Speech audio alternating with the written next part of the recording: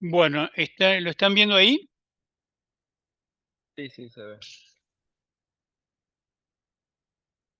Bueno, vamos a comenzar la clase de hoy eh, siguiendo en el tema de electrostática que estamos desarrollando con un método para resolver la ecuación de Poisson. Bueno, vamos por partes.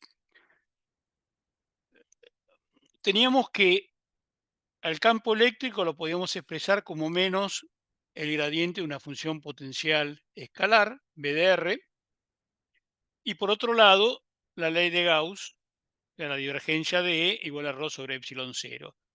Este campo eléctrico lo puedo reemplazar por la expresión del gradiente.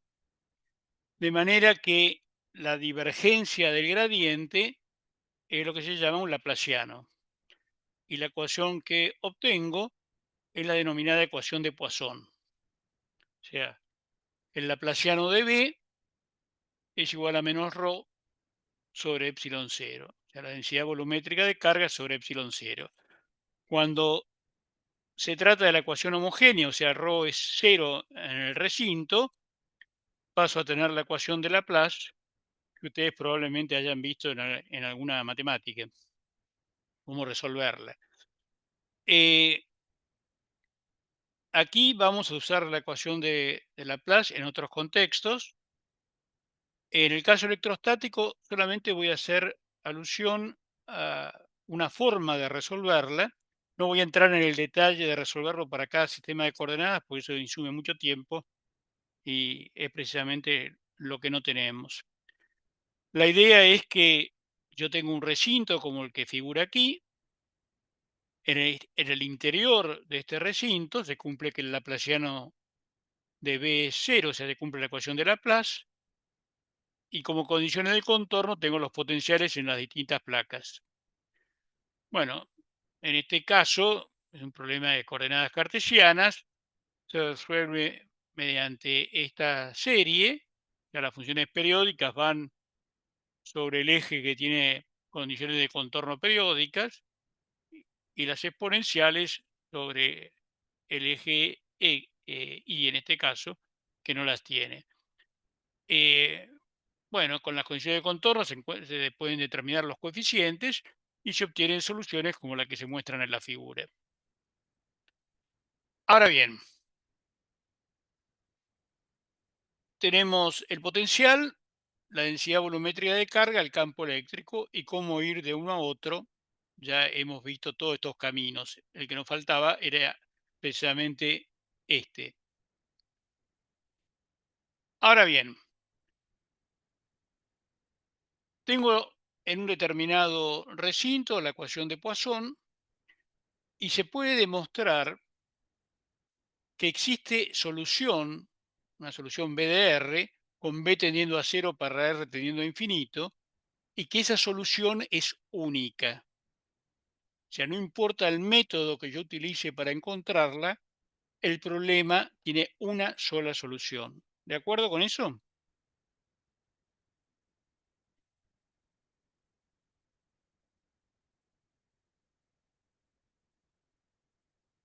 Entonces, este teorema de unicidad sobre la solución de la ecuación de Poisson me permite plantear lo que se denomina un problema equivalente al problema dado.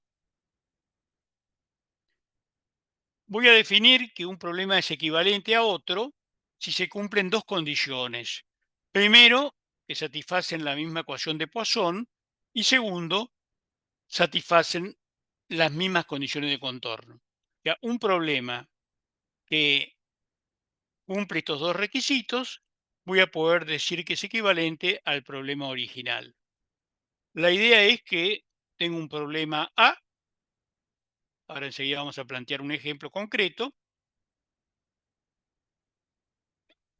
Encuentro un problema equivalente, o sea, un problema que cumpla estas dos condiciones, satisface la misma ecuación de Poisson y tiene las mismas condiciones de contorno que el problema original, pero la idea es que encontrar la solución del problema B sea más sencilla que encontrarla en el problema A. La cuestión es que si yo encuentro solución del potencial en el problema equivalente, por el teorema de la unicidad, esa solución también se aplica al problema A. ¿Se entiende la idea? Sí.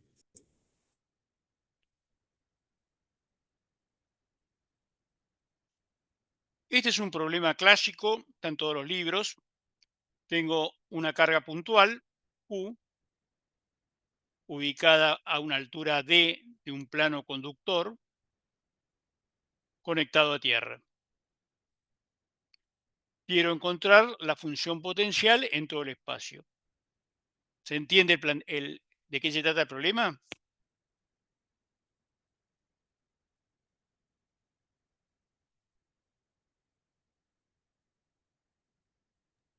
Sí, sí, se entiende.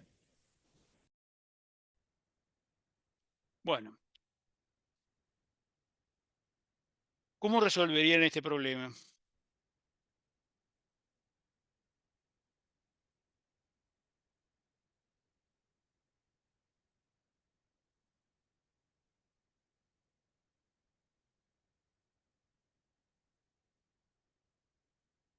¿Alguna idea?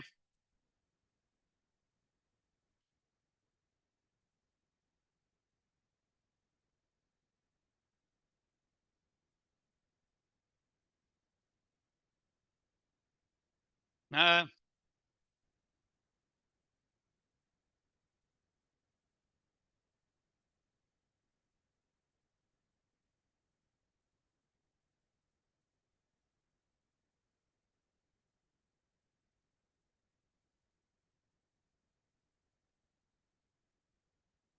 ¿Están ahí?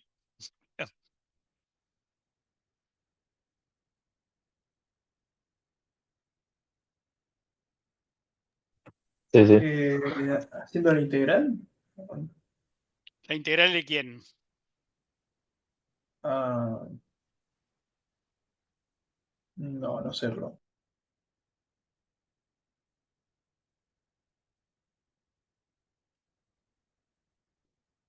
Yo acá tengo una carga Q y un plano conectado a tierra. Entonces, vamos a desarrollar un poquito esto a ver cómo lo podemos solucionar.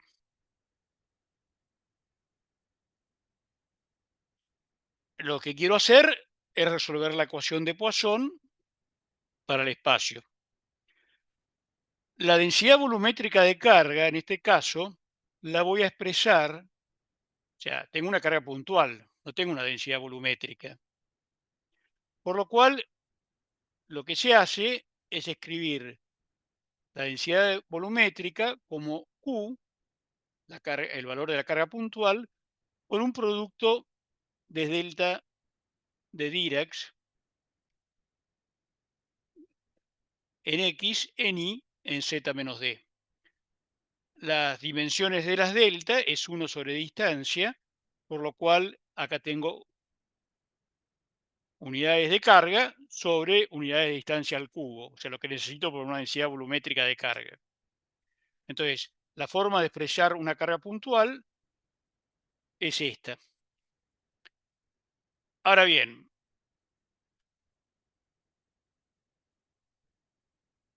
en el semiespacio z mayor que 0, tengo esta ecuación diferencial. Ahora, ¿qué pasa en z menor que 0? ¿Por qué yo digo que directamente b vale 0?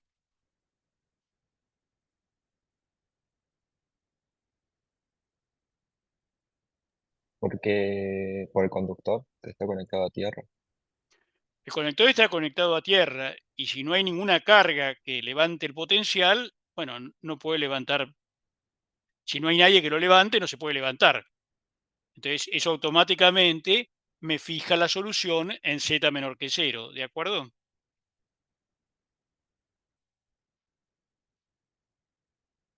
¿Sí o no? Sí, sí. Bien, entonces tengo mi carga puntual, el conductor, como dijimos, las líneas de campo, o sea, el campo eléctrico era perpendicular a la superficie de un conductor, como demostramos en la clase pasada.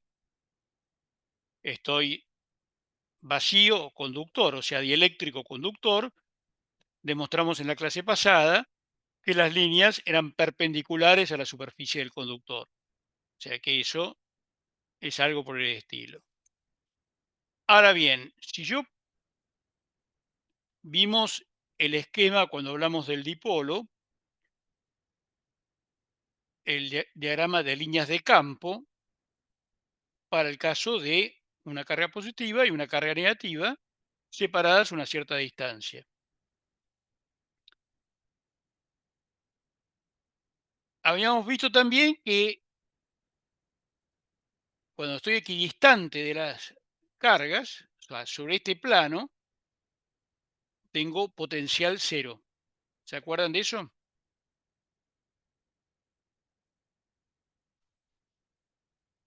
Sí. O sea, el potencial de la carga positiva va como Q sobre R y la de negativa menos Q sobre R. O sea, cuando estoy sobre este plano, evidentemente el potencial de una contrarresta la de la otra. O sea que acá tengo una superficie equipotencial de 0 volt. ¿De acuerdo?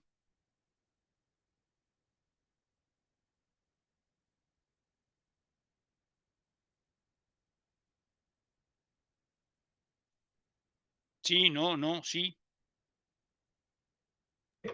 Sí, Bueno, o sea que la idea es si este sistema es un problema equivalente a este. La condición de contorno la cumple. ¿De acuerdo? ¿Sí o no? o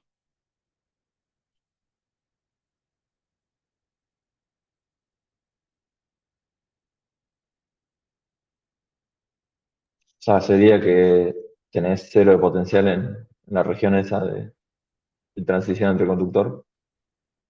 Yo digo, la condición de contorno, ¿cuál es? Sobre la superficie de este conductor el potencial vale cero. Sobre este plano matemático, el potencial vale cero. ¿Estamos de acuerdo con eso? Sí, Bueno, entonces la idea es encontrar un problema equivalente al problema real, que es este. Entonces yo estoy viendo si estas dos cargas pueden cumplir la condición de problema equivalente. Una de las condiciones necesarias era que cumplieran las mismas condiciones de contorno y como vemos la cumplen. Ahora vamos a ver qué pasa con la ecuación de Poisson. En el problema equivalente, la ecuación de Poisson tiene la contribución de menos Q y de más Q. En el problema original solamente tengo la carga en el semiplano Z mayor que cero. O sea que en principio estos dos problemas no serían equivalentes. ¿De acuerdo?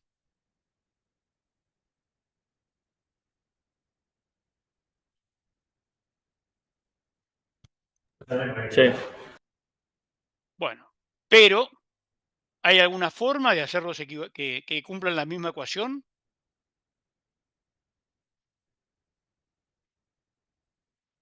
y que en la primera le ¿Cómo, saques perdón? el término que suma.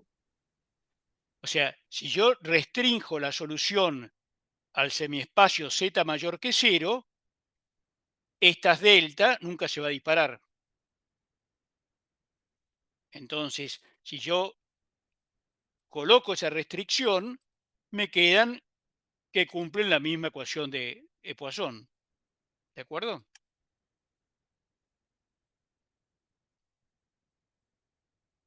Sí, Entonces, cumplen la misma condición de contorno y cumplen la misma ecuación de Poisson, siempre y cuando la solución que yo voy a obtener del problema equivalente es válida para z mayor que cero.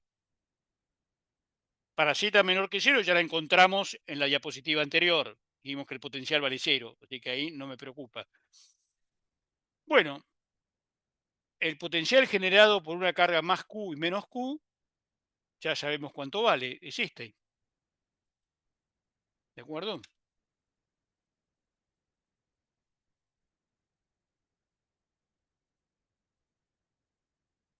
¿Sí o no?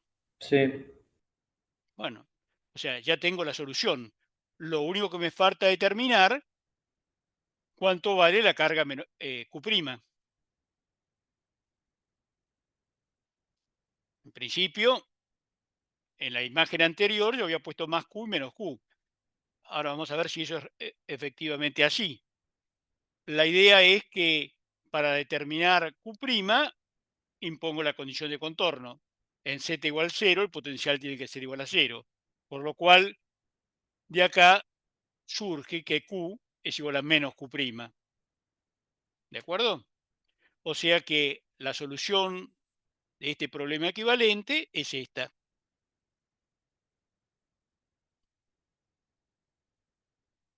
¿Estamos? ¿Está acá?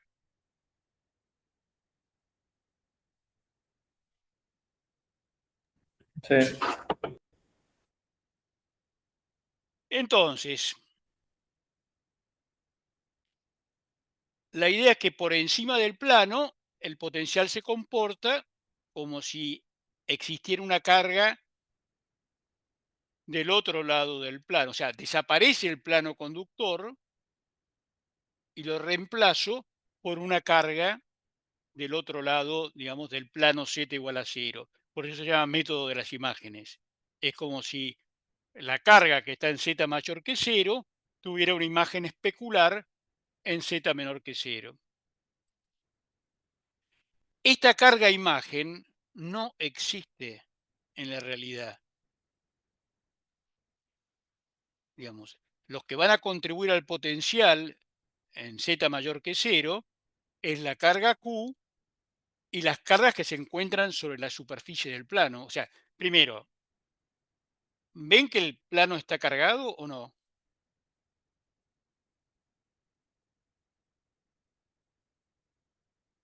No. Vos decís que no está cargado.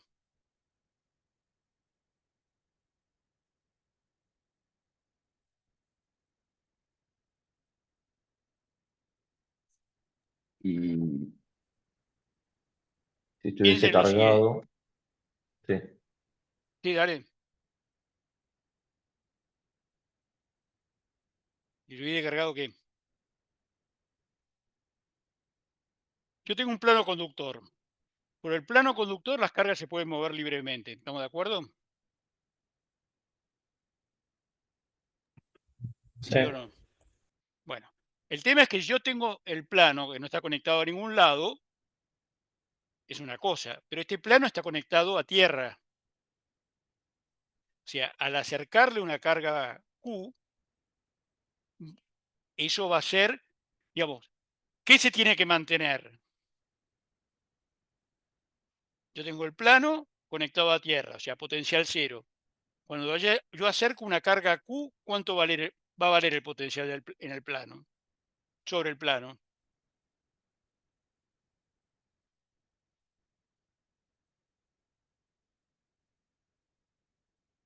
Y tiene que ser igual a cero.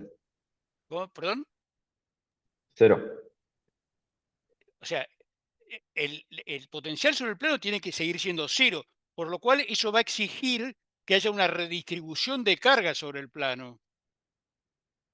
Porque evidentemente al acercar la carga Q va a tratar de levantar el potencial del plano. Pero como está conectado a tierra, vendrán cargas o saldrán cargas desde tierra para hacer que el potencial siga siendo 0. Porque está anclado por esa conexión a un potencial.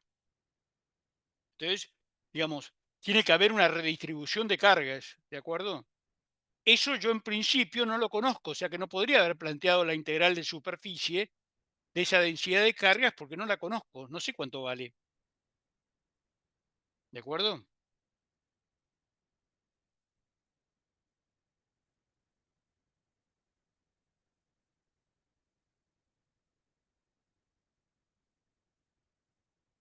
¿Se entiende la idea o no? Sí, sí, se entiende. Están muy callados. Bueno, les dejo como tarea para el hogar que calculen el campo eléctrico en todo el espacio. Bueno, recién dijimos que la densidad de carga sobre el plano se va a modificar. Ahora quiero calcularla. ¿Cómo hago para calcular? O sea, conozco la función potencial, porque evidentemente dijimos que por el teorema de la unicidad yo encuentro un problema equivalente, determino fácilmente cuánto vale el potencial y esa solución vale para el problema original. Ahora, conozco la función potencial. La pregunta es, bueno, ¿cuánto vale la densidad de carga sobre el plano? ¿Va a ser una densidad de carga homogénea?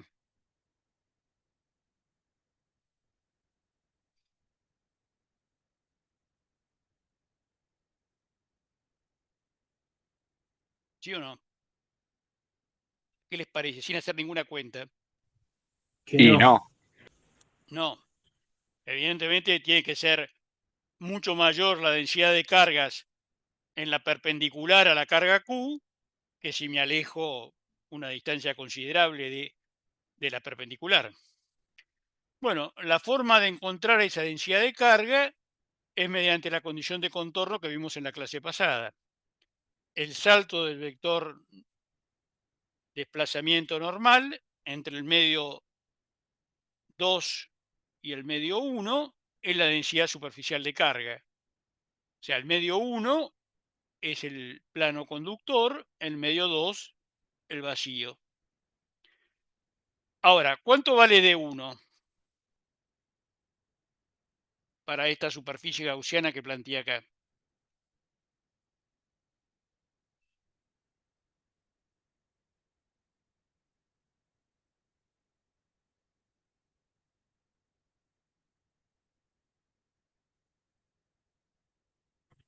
Perdón, ¿puedes repetir lo que es la densidad de carga? ¿Cómo, perdón? O sea, la condición de contorno que vimos la clase pasada, que las tienen que saber mejor que su apellido, eran los Z tangenciales a ambos lados de la interfaz eran iguales y el salto del D normal era la densidad superficial de carga que se encontraba sobre el plano. Esas eran las dos condiciones de contorno del campo electrostático. ¿Se acuerdan de eso? Sí. Bueno, entonces voy a aplicarlo a este caso. Tengo vacío, conductor. O sea, adentro del conductor, ¿cuánto vale el campo eléctrico?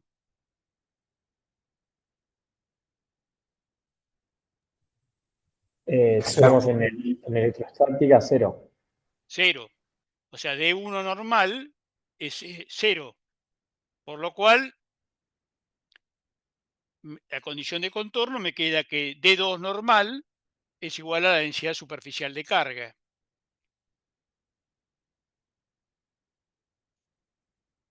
El D sería, como estoy en el vacío, por la decisión de contorno que vimos la clase pasada, D es epsilon por E, epsilon 0 por el E2 normal, o sea, el E normal directamente que tengo acá. ¿De acuerdo?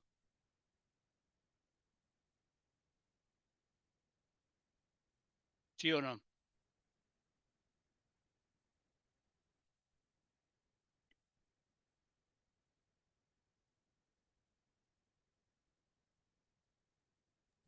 Sí, de acuerdo. Bueno, por lo cual la densidad superficial de carga me queda el E normal en XY evaluado en Z igual 0, que es sobre la superficie, por epsilon 0. O sea, ρ sub S es menos epsilon 0 derivada de B con respecto a Z, evaluado en Z igual 0. Si hago esa cuenta, me queda esta expresión, que tiene esta forma. Evidentemente, la densidad superficial de carga es máxima en la perpendicular al plano donde se encuentra la carga, y va tendiendo a cero a medida que me alejo de ese punto. ¿De acuerdo?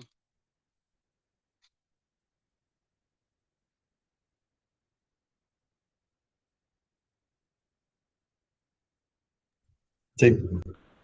Sí, sí. Bueno.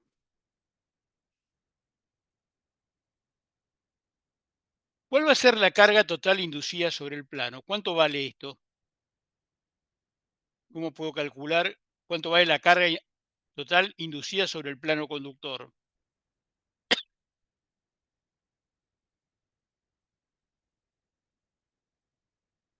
¿Ideas? ¿Ninguna? Con Integrando la sobre la integral de superficie. superficie. Bueno, si hago la integral de superficie de esta expresión, de x es menos infinito a infinito, de y es menos infinito a infinito, bueno, lo que voy a obtener es menos q. Es el valor de la carga imagen.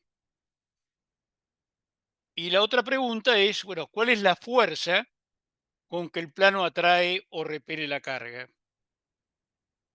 Esas se las dejo para que la piensen. Cualquier cosa la discutimos el jueves. Supongamos que ahora tengo un plano conectado a tierra, plano conductor, Patricio, ¿te ¿sí? puedo hacer una pregunta? Sí, No me quedó claro. O sea, vos tenés tu plano conductor conectado a tierra y la carga encima, que induce una carga en el plano conductor, ¿no? sí, correcto. Pero ahora, como tenés esa carga inducida, cualquiera dos puntos del conductor no va a tener potencial cero. ¿Cómo no entendí? O sea, pensémoslo Tipo, si fuera de la yo agarro dos matemática. puntos de ese ¿Cómo? plano conductor. Yo agarro dos puntos del plano Sí, tengo, conductor. El sí, potencial no es cero ahora, ¿o sí? sí, no, precisamente ahí está el punto. Yo puedo tener un conductor, como en este caso, a potencial cero, pero está cargado. Necesito esa carga porque si yo corto esa conexión a tierra, ¿sí? Ah, me voy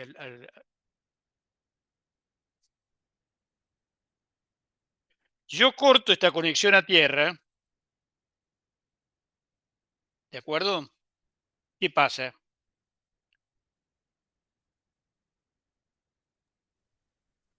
Ahí se me generaría un dipolo, o se me van a traer cargas de un lado para el Ahí, otro. ahí la carga va a levantar el potencial del plano a un valor que es bastante más difícil de calcular porque no conozco la densidad superficial de cargas en el conductor. Se van a reubicar según sea el valor de Q y según sea esta distancia. Si yo lo acerco, digamos, obviamente la densidad de carga va a tener un máximo acá también, pero este potencial va a ir fluctuando según la posición donde esté Q y el valor de Q. ¿De acuerdo? Está Sí, sí, sí. flotando. Sí. Ahora, Pero ahora mi el hecho pregunta de es, conectar a tierra, yo le fijo el potencial, lo obligo a que sea cero. ¿De acuerdo? entonces, tipo, estoy No te escuché obligándolo a que todo el ¿Cómo? potencial sea cero. ¿No se me escucha? Hola, hola. Se ¿Puedes escucha. repetir lo que dijiste recién?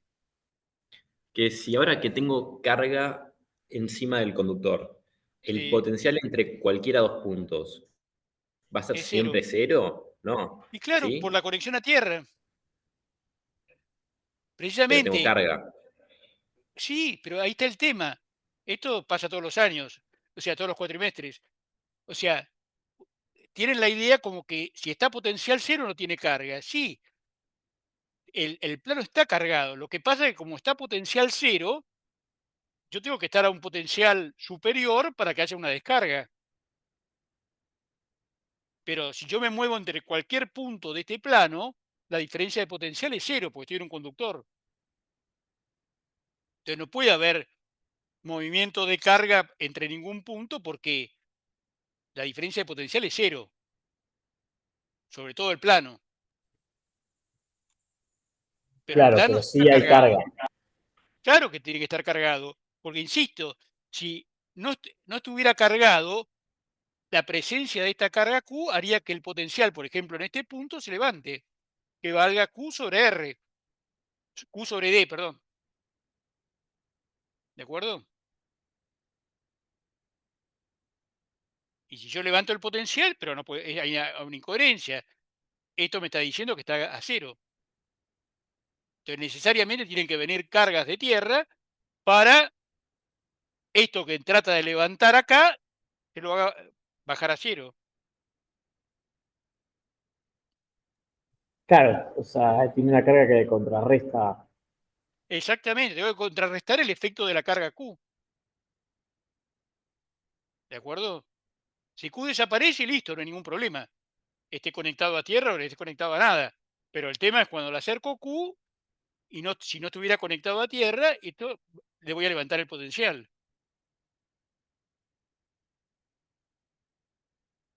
Ahora, si yo lo fijo a tierra, le estoy fijando una condición muy fuerte, que es el potencial tiene que ser cero, sobre todo el plano. No importa lo que yo acerque o aleje. Entonces, esa conexión a tierra es la que permite ese movimiento de cargas para compensar el efecto de la carga Q. ¿De acuerdo?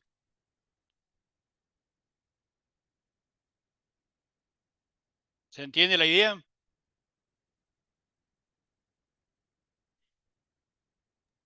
Sí, sí, ahora entendí, ahora entendí. Claro, como que no me queda claro cómo es que se mantenía esa relación. Pero ahora lo entiendo. Bueno, Gracias. bárbaro. Volvemos para ahí. Bueno, entonces lo que digo ahora es lo siguiente. Demos un paso más. Sigo con mi plano conectado a tierra, pero ahora en vez de tener una carga, tengo una línea, una densidad de carga lambda. Yo esta línea la puedo pensar como una sucesión de cargas, ¿de acuerdo?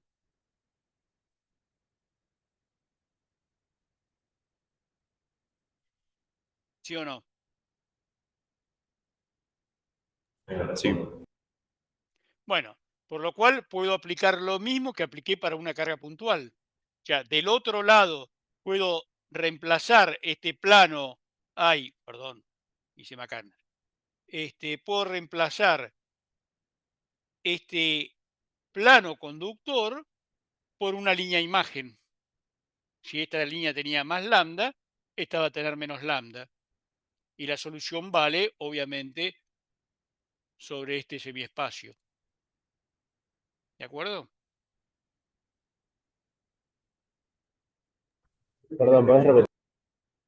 Digo, que así como pude encontrar la imagen para una carga por el plano conductor, yo tengo una sucesión de cargas, o sea, una línea cargada, bueno, aplico el mismo método. Esto lo pienso como una sucesión de cargas puntuales, de manera que a la línea con carga lambda, sustituyo el plano por una línea imagen con menos lambda. ¿De acuerdo? Ah, creo que con esto entendí mejor lo anterior. La idea es, en el problema equivalente, yo hago desaparecer el plano por este problema equivalente de dos líneas cargadas con menos lambda y más lambda.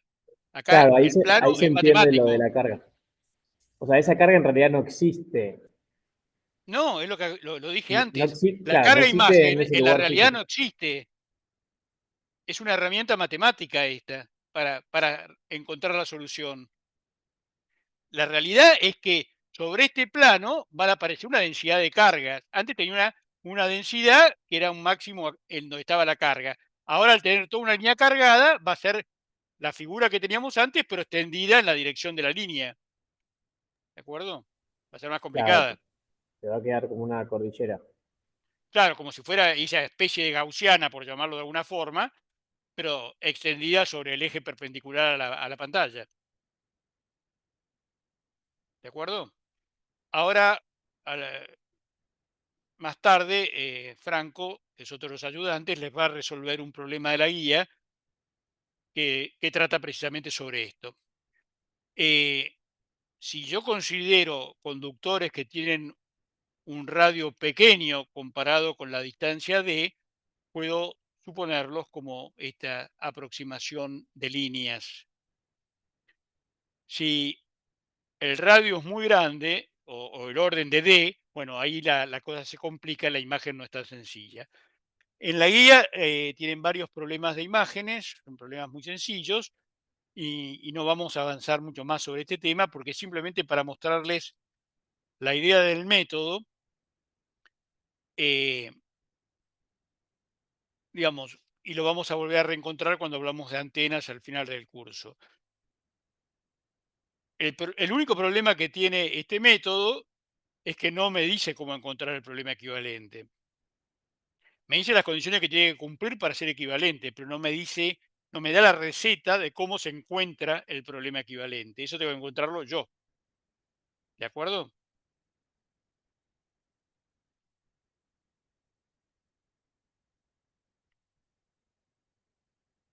Bueno, les dejo como para que lo piensen. Sigo con mi plano cargado, mi plano conectado a tierra, y ahora tengo un dipolo que forma un ángulo θ con el eje Z. Encontrar el potencial en todo el espacio generado por este dipolo. ¿De acuerdo? Bueno, entonces, en síntesis, método de imágenes. La idea es, uso el teorema de la unicidad para encontrar una solución al problema original, que es más complicada encontrar la solución. O sea, esto es lo que llamamos imágenes. Esta carga imagen, como decimos, no es una carga real y además no puede estar en el mismo semiespacio donde yo voy a encontrar la solución. Fíjense que en este caso la solución era válida en z mayor que 0 y la carga de imagen estaba en z menor que 0. ¿De acuerdo? No puede haber una imagen en z mayor que 0 en el caso que planteamos. Bueno, listo. Con esto terminamos este tema y pasamos al siguiente.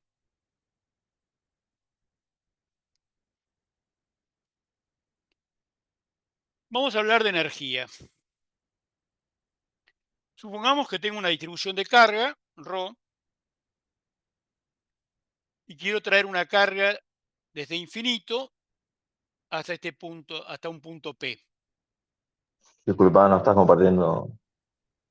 Perdóname, perdón, sí. Me olvidé que cuando cambio de presentación tengo que compartir la pantalla de vuelta. Un segundito, perdón.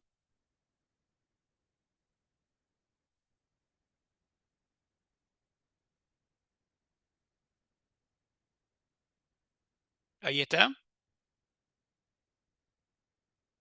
Ahora sí. Bueno, perfecto. Bien, entonces les decía, quiero traer una carga Q desde infinito hasta el punto P. Existe en el espacio un campo eléctrico E generado por esta distribución de cargas. Ahora bien, ¿qué ocurriría?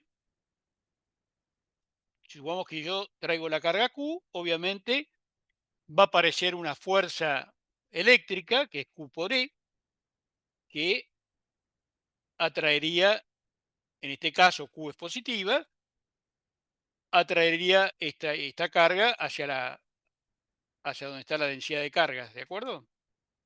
La atraería o sería repelida, no importa. Pero la cuestión es que existe una fuerza sobre la carga, ¿de acuerdo? ¿Estamos hasta ahí? Sí.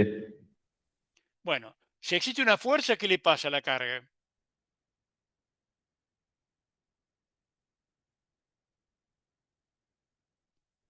Empieza a mover. Pero mover cómo, a velocidad constante,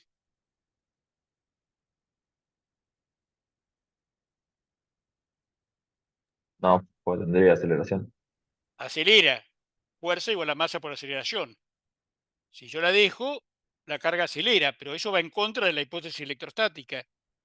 Vimos que las derivadas temporales tenían que ser cero, por lo cual, evidentemente, tengo que utilizar una fuerza externa que compense a la fuerza eléctrica. De manera que esta fuerza externa es menos la fuerza eléctrica, de manera que la suma de las dos me da cero. Entonces, esta partícula la voy trayendo a velocidad constante hasta el punto P. ¿Estamos de acuerdo?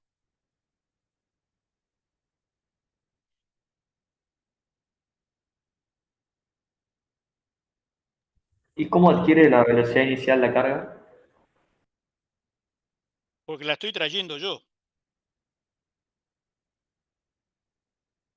Yo la estoy trayendo muy lentamente, lo que se llama un movimiento cuasi estático. Muy lentamente la voy acercando. De manera que en todo momento se tiene que cumplir que la fuerza externa más la fuerza eléctrica sea nula para que no acelere. Entonces, el trabajo externo, o sea, producido por la fuerza externa, es la fuerza externa escalar de L, y eso, por lo que acabamos de decir, es menos la fuerza eléctrica escalar de L. ¿De acuerdo?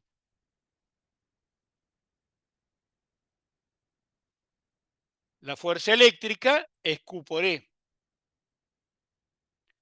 Y esta integral menos la integral desde infinito hasta P de E escalar de L no es otra cosa que el potencial en el punto P. ¿De acuerdo?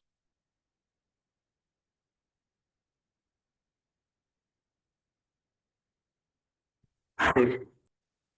Bueno, entonces, eso era el trabajo que produce la fuerza externa. Ahora, obviamente rige el principio de conservación de la energía, que me dice que la variación de energía cinética del sistema más el trabajo producido por la fuerza eléctrica tiene que ser igual a cero. Es un sistema cerrado.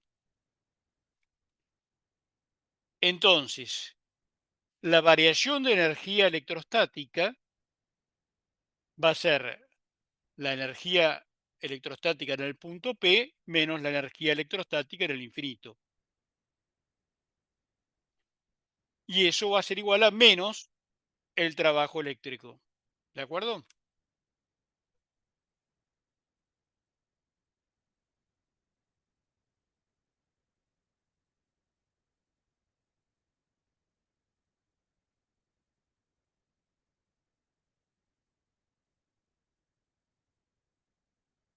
Ahora bien, el trabajo eléctrico es menos el trabajo externo, por lo que dijimos, por esta razón. Por lo cual, y por otro lado, la energía en el infinito es cero, porque es una distribución acotada de carga, por lo cual este U de infinito es cero, por lo cual me queda que la energía potencial electrostática en el punto P va a ser igual al trabajo externo. El trabajo externo habíamos dicho que era menos Q, la integral de infinito a P de E escalar de L, y eso es el potencial. Por lo cual, la energía potencial en el punto P va a ser Q por el B generado por esta distribución en este punto. ¿De acuerdo? Sí. Bueno,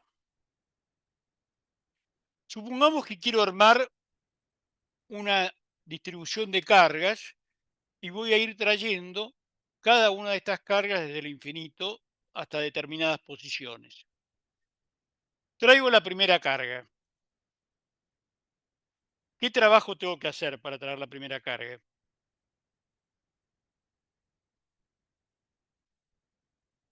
Ninguno. Ninguno, porque no hay nadie que se oponga. O sea que la primera carga es gratis. O sea, la energía electrostática es cero.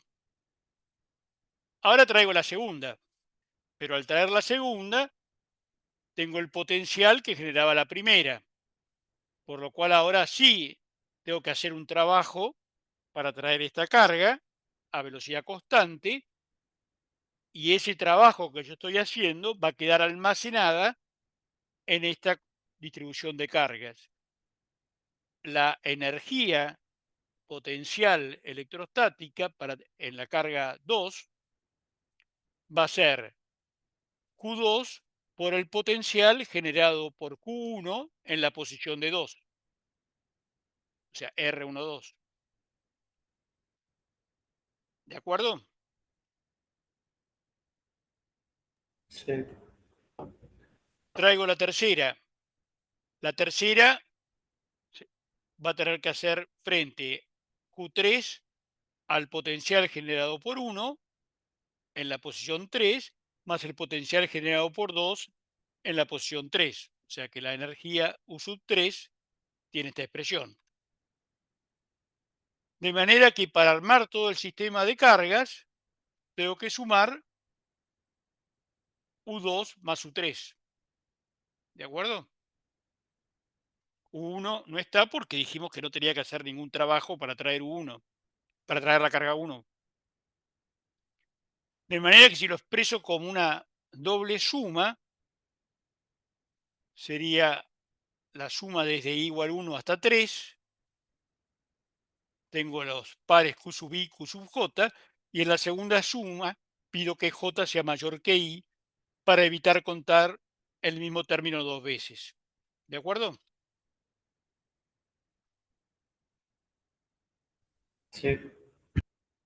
Bueno, si ahora quiero sacar esta restricción y la pongo, que voy a hacer las sumas sobre j de 1 a 3, solamente con la distinción de que j no puede ser igual a i porque no tiene sentido q sub j, j, q sub j, q sub j no tiene sentido. Entonces, acá deliberadamente la cuento dos veces y le pongo un medio de adelante. ¿De acuerdo? Sí. Bien. Entonces, habíamos llegado hasta acá. Tengo la suma sobre las Q sub i y esta suma sobre J. ¿Y esto qué es? Lo que está acá entre paréntesis. Es el potencial generado por todo el resto de las cargas en la posición que está Q sub i. ¿De acuerdo?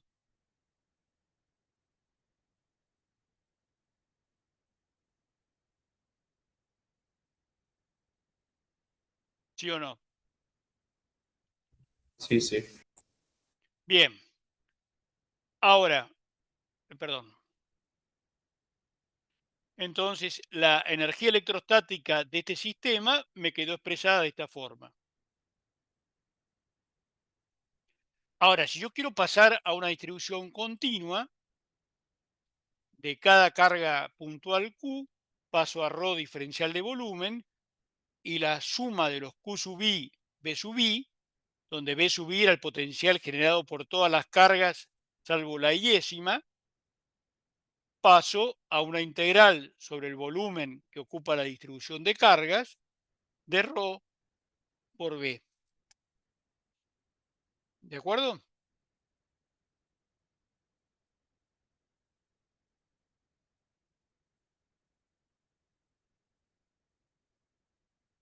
Sí, Bien. Se puede demostrar que partiendo de esta expresión, porque a mí digamos, lo que busco es expresar esta energía en función de los campos.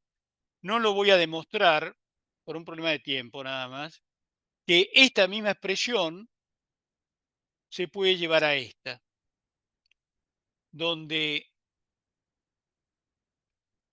el integrando tiene el producto escalar de D, escalar E, diferencial de volumen, y extiendo la integral a todo el espacio. No hay ningún. Acá integraba sobre el volumen B', donde estaba la densidad volumétrica de carga. Pero no hay ningún problema en pasar a todo el espacio porque los campos van decreciendo con la distancia, O sea que esta integral me va a dar una integral finita.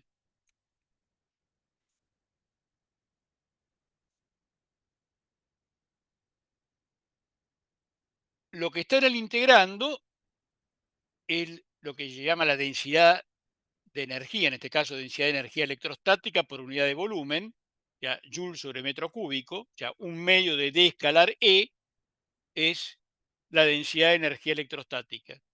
Esa densidad, al integrarla en todo el volumen, obtengo la energía. Si estoy en presencia de un medio lineal isótropo y homogéneo, vale la relación constitutiva D igual epsilon por E, por lo cual este D lo puedo reemplazar por epsilon E. De manera que la densidad de energía me queda un medio de epsilon módulo D al cuadrado. Y haciendo esa sustitución en la integral, la energía total del sistema es epsilon sobre 2, la integral de volumen, la integral sobre todo el espacio de módulo D al cuadrado diferencial de volumen. Bueno,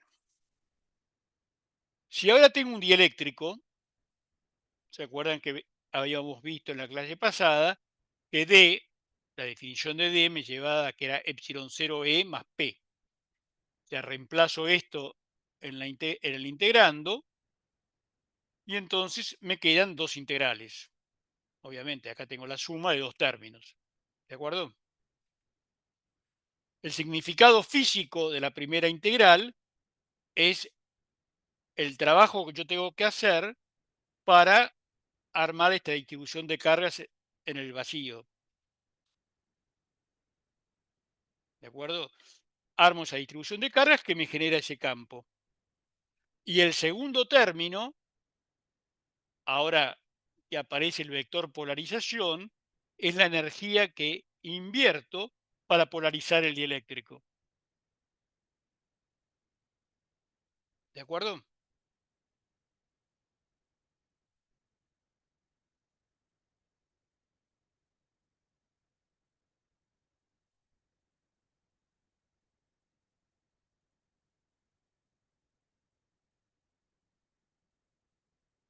¿Están ahí?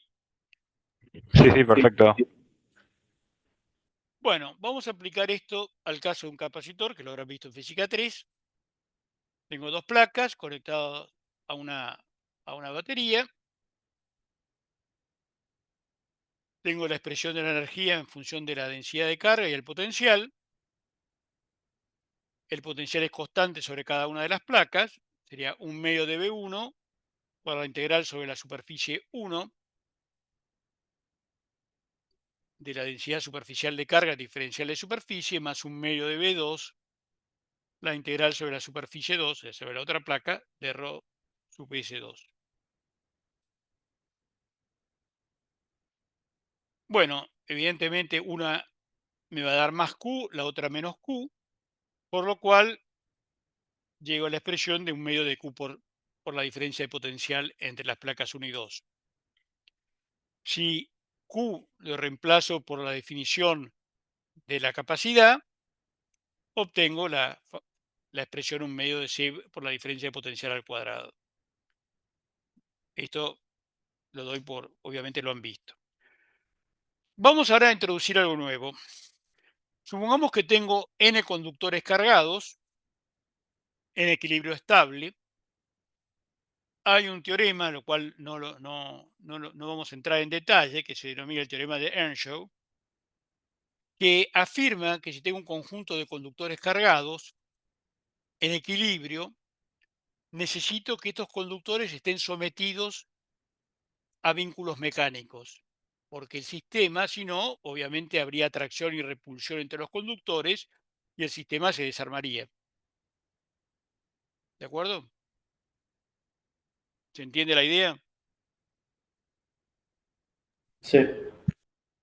Perdón, ¿puedes Bueno, repetir? Me lo perdí. claro, yo digo, yo tengo un conjunto de conductores cargados. Si yo no les coloco un vínculo mecánico, van a aparecer fuerzas de atracción y repulsión entre ellos. O sea, el sistema va a tender a una inestabilidad. O sea, no puedo tener un sistema estable si no tengo vínculos mecánicos que evitan esos movimientos. ¿De acuerdo? Perfecto. Bueno, entonces, la idea es que por un tiempo infinitesimal yo retiro esa ligadura mecánica que sujeta, por ejemplo, a uno de los conductores. Ese conductor va a experimentar un desplazamiento infinitesimal. Por eso se llama principio de los trabajos virtuales. Esa fuerza eléctrica, al producir el desplazamiento, va a producir un trabajo, un diferencial de trabajo. ¿Hasta ahí estamos? Sí. Y se tiene que cumplir, como es un sistema cerrado, el principio de conservación de la energía. O sea, ese trabajo se va a producir a expensas de la energía que yo tengo almacenada cuando armé el sistema de conductores cargados. O sea, por lo que vimos antes, cuando yo quiero armar un sistema de conductores, tengo que y hacer un trabajo para ir moviendo estos conductores y eso queda almacenada como energía potencial electrostática en el sistema. Si yo le saco el vínculo mecánico a uno de los conductores, se produce un desplazamiento y el trabajo es a expensas de la energía almacenada. ¿De acuerdo?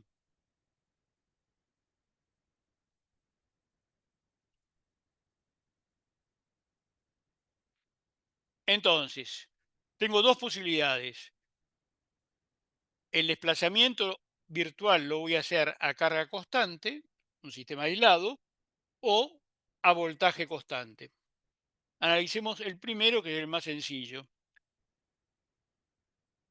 Este es el principio de conservación de la energía, es un sistema cerrado. El diferencial de energía electrostática más el diferencial de trabajo eléctrico tiene que ser igual a cero. Por lo cual, el diferencial de trabajo mecánico producido por la fuerza eléctrica es menos el diferencial de energía electrostática. El diferencial de trabajo es la fuerza eléctrica escalar dl y el diferencial de energía electrostática lo puedo escribir como el gradiente de U escalar dl. ¿De acuerdo?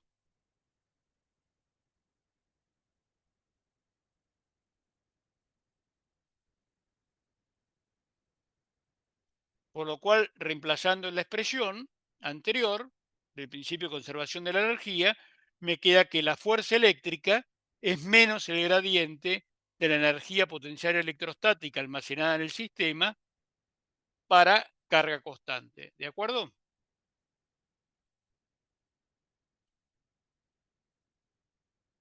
¿Se entendió Perfecto. esto? Bien. Ahora, volvamos al capacitor. Tenemos las cargas, o sea, el sistema está aislado, cada placa tiene más Q y menos Q. La energía electrostática dijimos que era un medio de Q por la diferencia de potencial. Y la idea, entonces, voy a tener que expresar, o sea, ¿cuál va a ser el desplazamiento virtual que voy a hacer? Es sacarle la ligadura, por ejemplo, a la placa superior y realizar un desplazamiento en la dirección en el eje Z. Alejarla o acercarla, como quieran. La cuestión es que entonces la energía electrostática tengo que expresarla en función de la coordenada que voy a hacer el desplazamiento virtual, en este caso Z. Por lo cual, esta energía, que era un medio de Q por delta B, lo quiero expresar en función de la capacidad que depende de la distancia entre placas, o sea, la variable Z. Eso me queda un medio de Q cuadrado sobre C. ¿De acuerdo?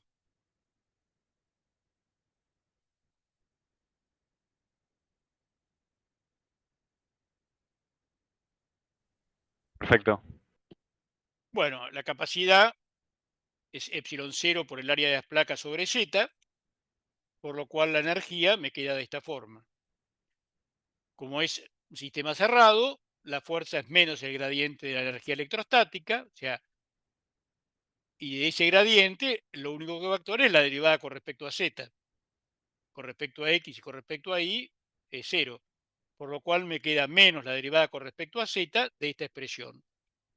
O sea que la fuerza me queda esto. ¿Es una fuerza de atracción o de repulsión?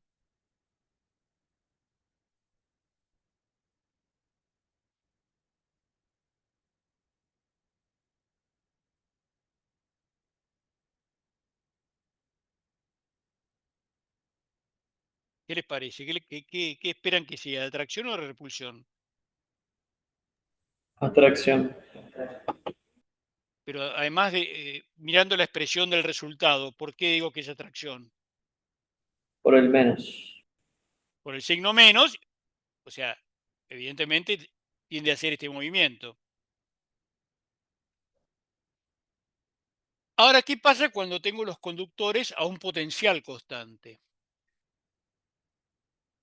Al desplazar un conductor, al sacarle el vínculo mecánico y desplazar un conductor, la carga sobre este conductor va a cambiar, porque esto no está aislado, está conectado a una fuente. Entonces, la carga Q sub J que tendría el conductor J-ésimo va a pasar a ser una Q sub J más un diferencial Q sub J. O sea, el generador va a tener que hacer un trabajo para traer este diferencial de Q sub J desde el potencial 0, o sea, desde tierra, hasta el potencial B sub J que está el conductor en cuestión.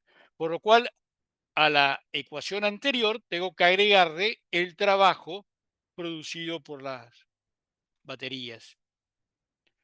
En ese caso, el principio de conservación de la energía, esto era lo que tenía antes, que era igual a 0 porque el sistema era cerrado. Ahora, esta suma es igual a la diferencia al diferencial de trabajo producida por el generador. ¿Se entiende la idea?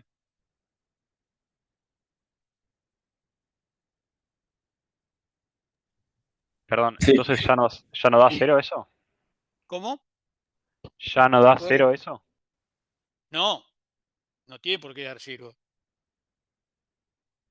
Digamos, ¿se entiende que cuando yo le retiro el vínculo mecánico, la carga, o sea, volvemos al problema de la presentación anterior? Esto está Ahí lo vi, al perdón. potencial en cuestión porque la batería lo mantiene al potencial en cuestión, B1, B2, B3, el que quieras.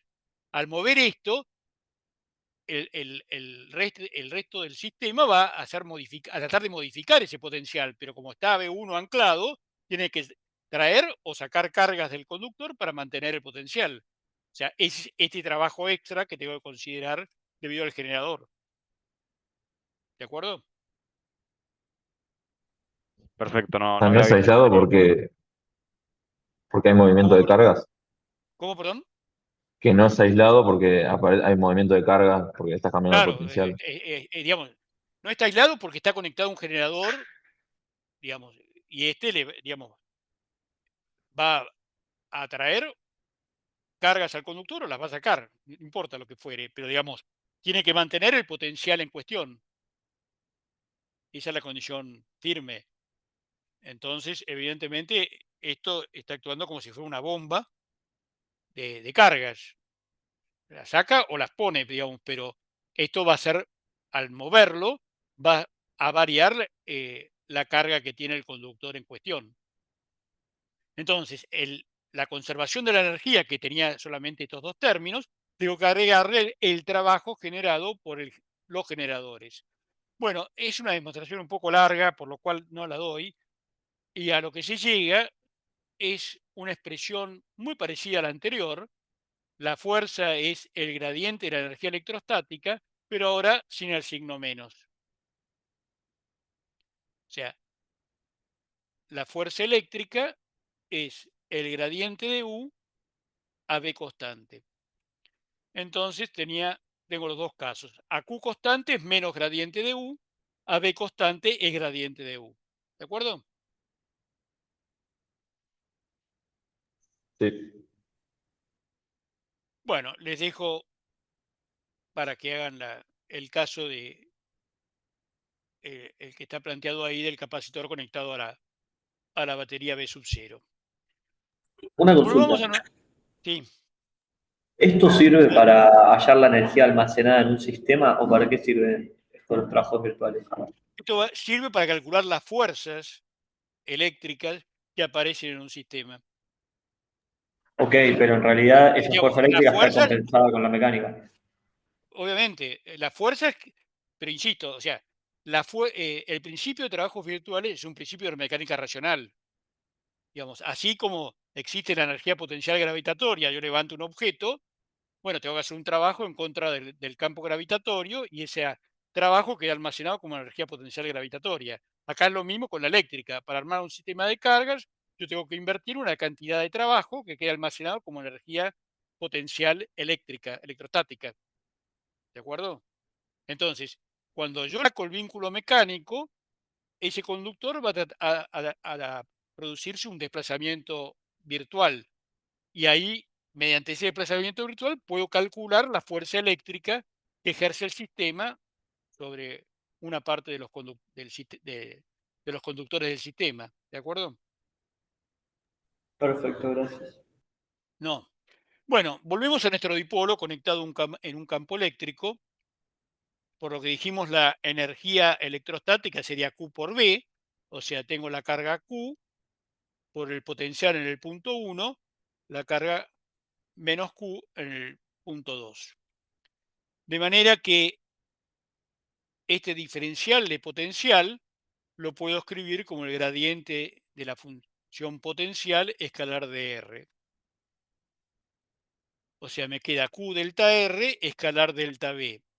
Q delta R vector era el momento dipolar P, escalar delta B. Y menos delta B es el campo externo. ¿De acuerdo? ¿Sí? ¿Estamos? Perdón, ¿por qué el menos? Porque el campo eléctrico es menos el gradiente de la función potencial. Ah, ok, listo. Bueno, evidentemente es un sistema cerrado, por lo cual la fuerza que experimenta el dipolo va a ser menos el gradiente de la energía electrostática. O sea, de esto. Este menos con este menos se va, me queda que el gradiente de P escalar E externo. Evidentemente, si el campo es uniforme, esta fuerza es menos esta fuerza. O sea, habíamos hablado de esto en la clase pasada.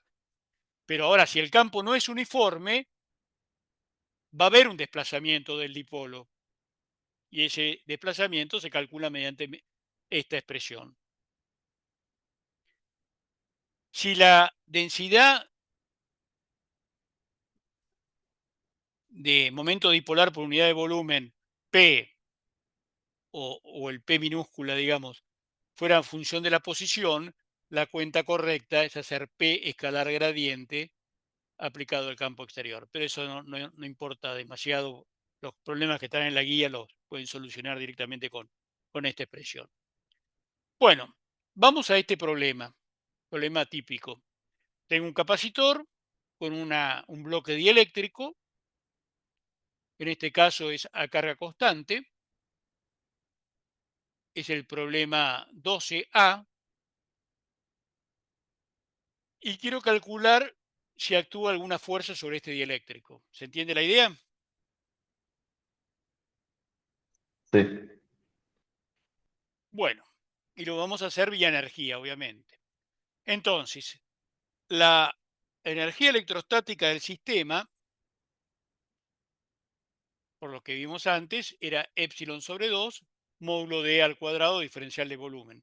Pero acá tengo dos volúmenes distintos, el volumen del dieléctrico y el volumen en vacío. O sea que esta integral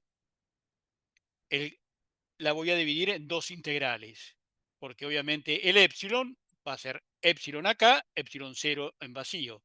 Entonces tengo epsilon sobre 2, la integral de volumen del dieléctrico de módulo de E en el dieléctrico al cuadrado, diferencial de volumen, más epsilon 0 sobre 2, la integral del volumen que está en vacío, módulo de E al cuadrado en vacío, diferencial de volumen en el vacío. ¿De acuerdo?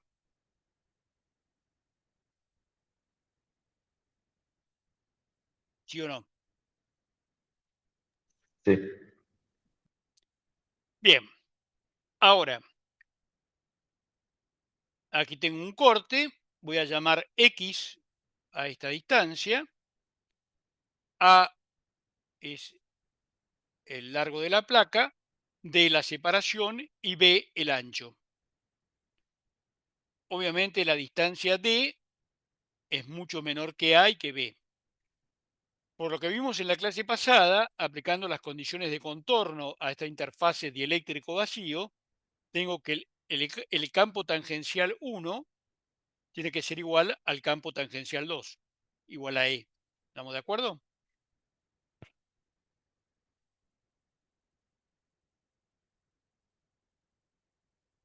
Perfecto. ¿Sí o no? Entonces, la energía en la parte de vacío, o sea, esto que tengo acá, va a ser epsilon 0 sobre 2, E cuadrado. Puedo considerar que el campo aquí es constante. ¿Y cuál es el volumen de la parte que está en vacío? A, que es esto, menos X, o sea, esto sería A menos X, por D por B. ¿De acuerdo?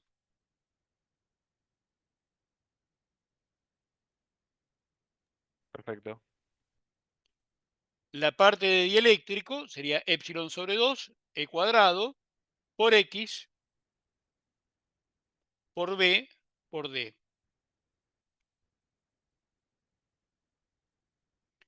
La energía total es la suma de las dos contribuciones. Esto.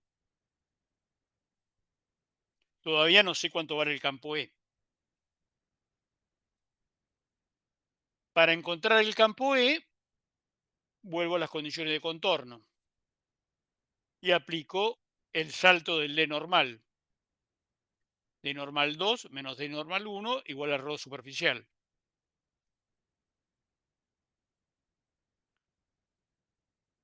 El campo adentro de la placa es D1 sería 0, por lo cual el D normal 2 es menos ρ superficial.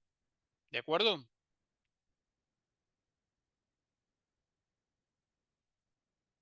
¿Por qué sale? ¿Por qué qué? ¿Por qué aparece un El, menos? el menos, Sí, porque la normal está en esta dirección. La normal al cilindro este que estoy tomando va en esta dirección, normal exterior. D sub n va hacia el otro lado. ¿Cómo, perdón? D sub n2 va hacia el otro lado. Claro, exactamente. No. O- Decía por la expresión de Ahora, arriba, que si haces 0 ahora, dn1 no te queda. este es 0 porque estoy adentro de la placa Sí, conductora. sí. Ahora, este D va a cambiar si estoy en vacío o si estoy en el dieléctrico. O sea que me queda en el dieléctrico es epsilon E, en vacío epsilon 0E.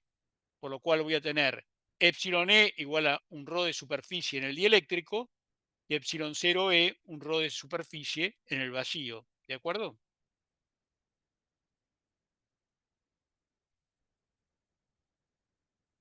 Con el signo menos que ahí no lo puse. ¿Estamos? Perfecto.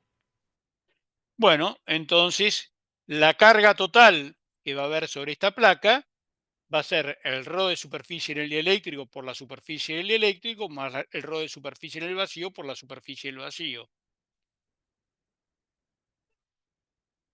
Tengo ahí entonces los ρ de superficie, la superficie del dieléctrico, X por B, la superficie del vacío, A menos X por B. Por lo cual, reemplazo eso en la expresión del campo eléctrico y ahora entonces puedo obtener el campo eléctrico entre las placas, que vale esto. Lo reemplazo en la expresión de la energía, me queda esto, y para calcular la fuerza es menos el gradiente de U a Q constante. sea, el desplazamiento es en X, por lo cual menos la derivada con respecto a X de la expresión anterior. Además, como se ve, obviamente es la única variable. Bueno, haciendo esa cuenta, la fuerza me da esta expresión. ¿Esta fuerza qué va a ser? ¿Entrar o salir la placa de dieléctrico? Que la placa entre entre las placas, que el bloque, perdón, entre entre las placas o salga.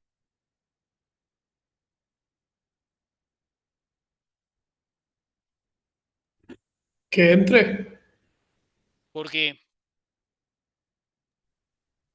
porque estaría dando positivo y entiendo que definimos el eje X exactamente, en dirección entrante. o sea, la fuerza me da positiva y el eje X está hacia adentro, digamos, cuando en la diapositiva. O sea que el bloque tiende a entrar entre las placas del capacitor. Bueno, otra forma de mirarlo es a través de la energía. La energía electrostática inicial sería Q sobre 2 la capacidad en el vacío entre las placas.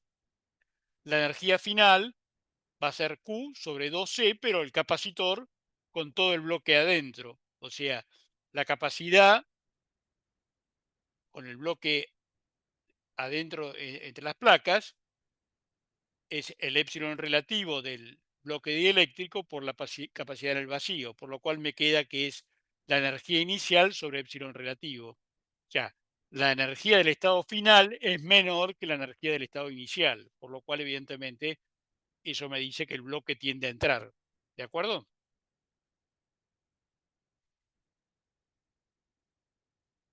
Sí.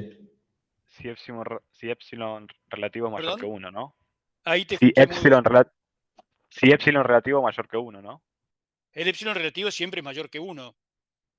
El menor epsilon es el epsilon del vacío, epsilon 0. Todos los épsilon de todos los dieléctricos son mayor que el epsilon del vacío. Bueno, ahora la pregunta es, ¿cómo puedo atraer el campo eléctrico del capacitor al dieléctrico si que el campo es perpendicular al desplazamiento? ¿De acuerdo? ¿Cómo me aparece una fuerza en esta dirección si el campo es perpendicular?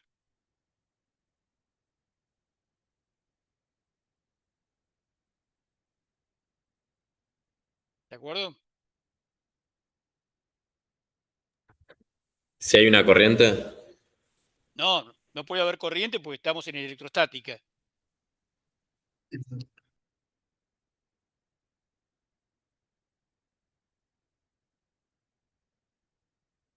La idea es la siguiente.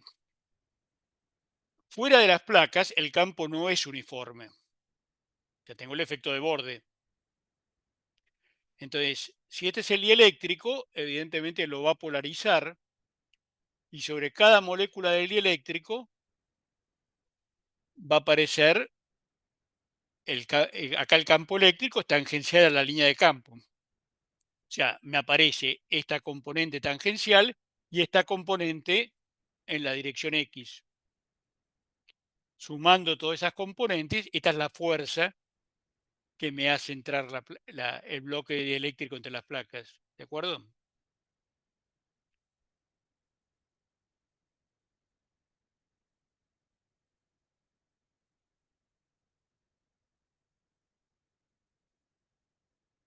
¿Sí o no? Sí. Fíjense que a pesar de que el campo en esta zona es complicadísimo, yo pude encontrar esa fuerza con la energía acá adentro. Bueno, sobre esto se han escrito unos cuantos papers sobre este tema. El análisis riguroso no es para nada trivial. Y en este paper que yo cito acá, que es de 1983 en el American Journal of Physics, dice que el razonamiento que hicimos es válido, si se cumplen ciertas condiciones, que el borde del dieléctrico que se encuentra más allá del campo del efecto de borde, o sea, esta región 6, perdón, o sea, el extremo del dieléctrico tiene que estar fuera del campo del efecto de borde. Y la región, el otro extremo del dieléctrico, la región 3, tiene que encontrarse en la zona en que el campo es uniforme. Esa es la condición que se tiene que cumplir para que este método que hemos usado sea realmente válido para esta situación. Si no se cumplen esas condiciones, no, la fuerza que da no es la que corresponde. ¿De acuerdo? ¿Se entiende la idea? Sí. Bueno, creo que esta es la última. Sí, esta es la última. Bueno, ¿alguna pregunta?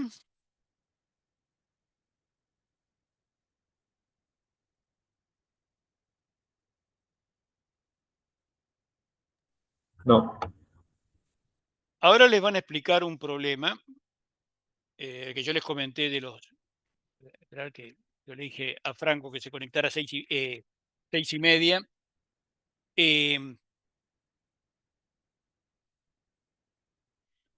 ¿Alguna consulta sobre los ejercicios 1, 2 o 3? 1, 2 o 3.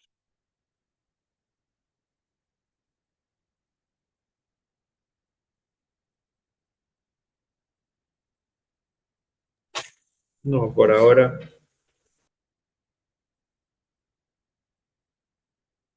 Bueno, ¿los hicieron? Sí, sí.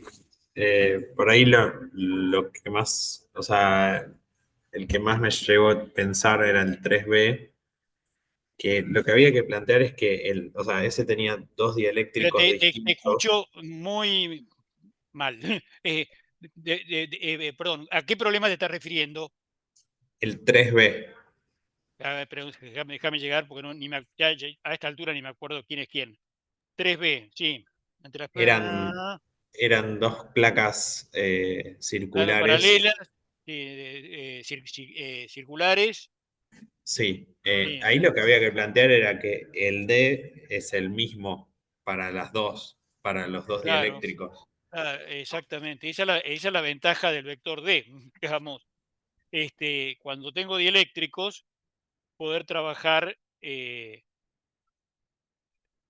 digamos, ahí lo que tengo que plantear son dos cosas.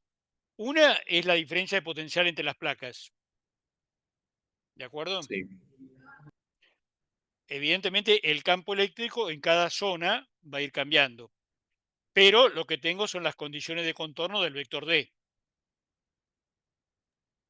claro, y ahí uno, el potencial, tenía que fijarse cuál era el más restrictivo, ¿no? O sea, cuál de los dos Claro, materiales me claro, imponía el límite. exactamente. El que tenga el menor campo de ruptura, ese es el que me va a limitar la cuestión.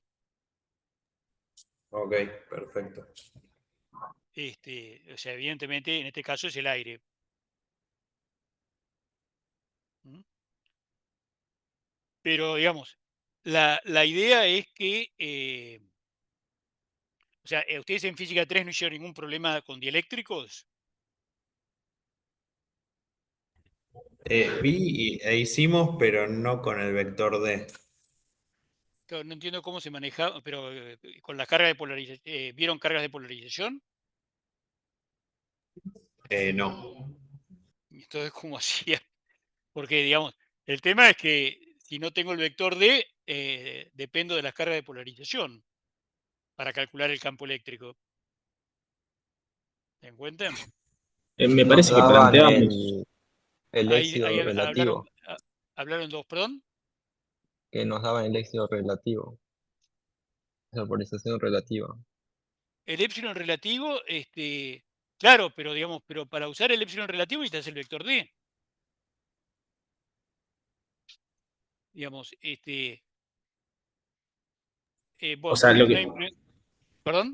Perdón, sí, lo que yo me acuerdo que había un ejercicio, por ejemplo, si no me equivoco, era de un final o un parcial, que lo que hacíamos era, por ejemplo, si sabíamos el potencial entre las dos placas de un capacitor y en el medio tenías el dieléctrico, lo que hacíamos era plantear que el trabajo desde una placa hacia la otra, eso era la diferencia de potencial, o sea, menos la diferencia de potencial por la carga, y ahí con el epsilon salía sin necesidad de tener que usar el vector D.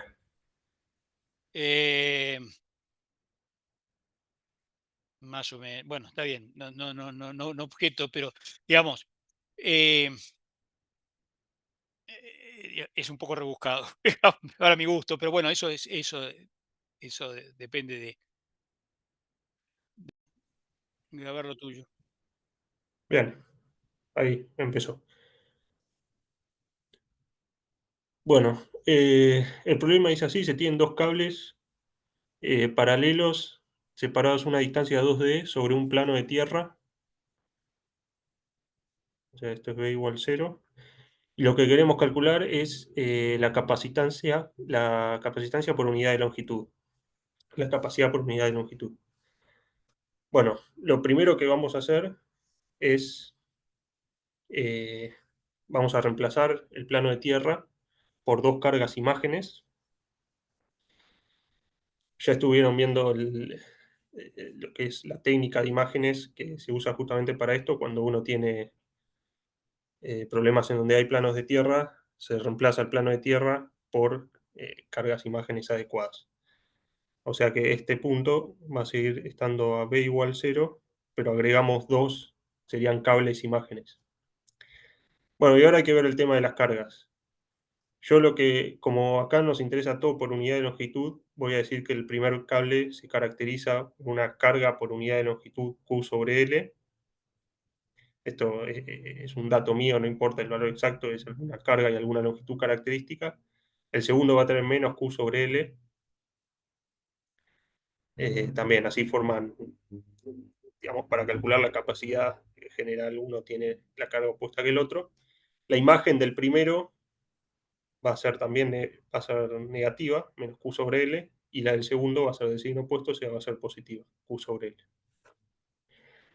Y bueno, esto yo acá lo escribo directo, pero bueno, pueden pensar que cada carga del cable tiene su imagen correspondiente del signo opuesto, y bueno, la geometría del cable, la imagen es justamente otro cable.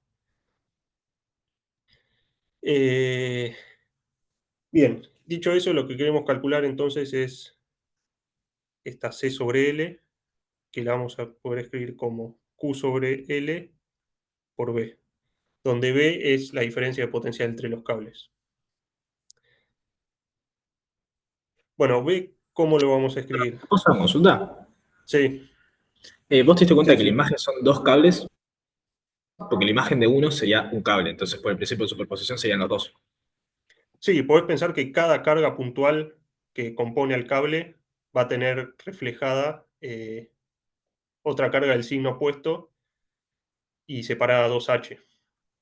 Así que una vez que reflejes todas las cargas individuales del cable, lo que te va a quedar va a ser otro cable. Perfecto. Sí, lo puedes Gracias. pensar por superposición, digamos. Bueno, y teniendo las imágenes, entonces hay que calcular la diferencia de potencial. Bueno, y acá hay que ver cómo hacemos esto. Sabemos que los cables son equipotenciales, así que toda la superficie del cable está al mismo potencial y lo mismo de este. La forma más, acá, bueno, se puede hacer de diferentes formas. La forma más fácil para mí es escribir la diferencia de potencial así, donde el punto X1 lo voy a llamar a este que está acá, y al punto X2 este que está acá, que en coordenadas sería X1 es el punto A0 y X2 es el punto 2D menos A0. Bien, esto no lo dije, pero es importante. ¿Dónde ponemos el sistema de coordenadas?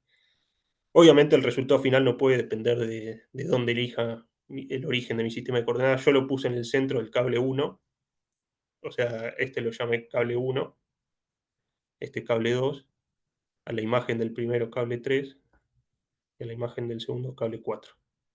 yo puse el centro de coordenadas acá. ¿Cómo son X1 y X2, perdón? X1 es este punto, es el punto A0, o sea, es el punto que está a una distancia A del centro del primer cable y a una distancia 0 en el eje Y.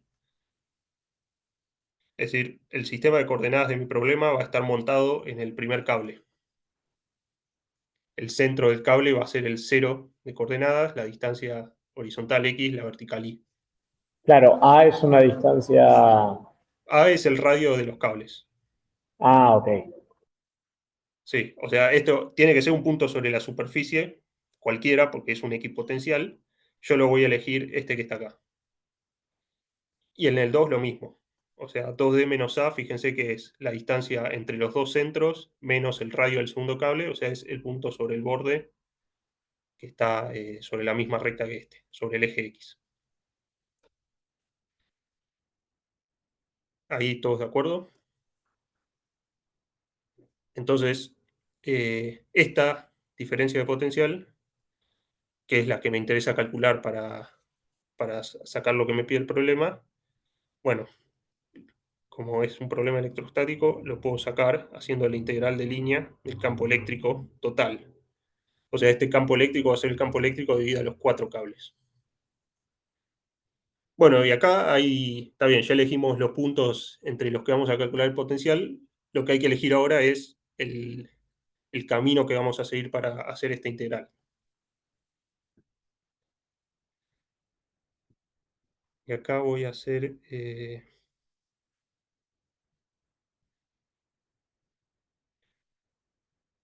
No, está bien. Sí, sí, perdón. Hay que elegir el camino para esta integral. Como el campo electrostático tiene el rotor igual a 0, y como esta región es, bueno, simplemente conexa, entonces la integral de camino esta es independiente del camino. Así que, digamos, conviene elegir algún camino que facilite las cuentas. El que voy a elegir yo es el que va desde el centro del cable hasta el centro, perdón, desde este punto X1 hasta este punto X2 en línea recta, sobre el eje X. De forma que este diferencial de camino lo voy a poder escribir como dx en la dirección de X.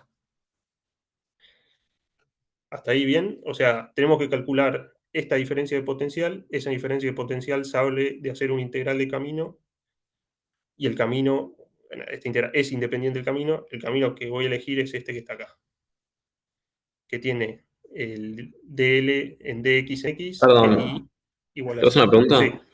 Sí, sí. ¿Por qué decís que es independiente del camino? Bueno, porque acordate que si vos tenés cualquier vector, cualquier campo vectorial, cuyo rotor es igual a 0, y bueno, y hay una hipótesis más, que es que el dominio en el que está definido sea simplemente conexo, pero acá se va a cumplir siempre. Entonces esto te dice que este campo lo puedes escribir como el gradiente de algún escalar, o bueno, menos, es lo mismo, y además que la integral de camino entre dos puntos cualquiera es independiente del camino. Es un resultado matemático. O lo mismo que la integral...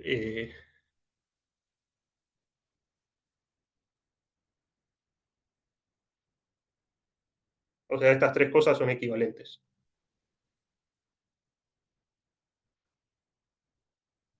Y bueno, acá en este caso el campo eléctrico para el caso estático tiene rotor igual a 0, así que se cumple que puede ser escrito como el gradiente de algún escalar, que en este caso va a ser lo que llamamos potencial escalar, y se cumple además que la integral de camino es independiente del camino.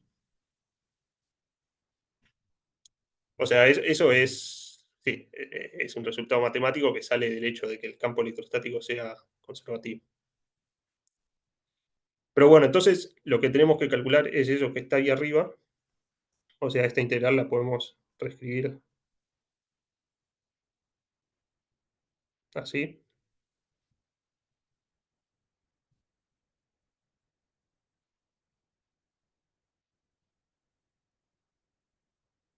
Es decir, tenemos que agarrar el campo eléctrico total generado por los 4 cables, proyectamos la componente en X, que es la única que nos interesa para este camino. Bueno, tomamos y igual 0 y eso lo integramos con respecto a X. O sea, esta es la cuenta que hay que hacer para calcular el potencial. Para poder hacer esta cuenta, primero hay que calcular el campo eléctrico generado por los 4 cables. Así que si hasta ahí está todo claro, pasamos a hacer eso. Y bueno, este problema es bastante difícil en mi opinión, y una de las razones es, bueno, por la geometría hay que tener un poco de cuidado. Nosotros pusimos el origen de coordenadas en el centro del primer cable. Así que ahora cuando calculemos el campo eléctrico, que es una cantidad vectorial, hay que, bueno, tener en cuenta eso, que el origen está acá.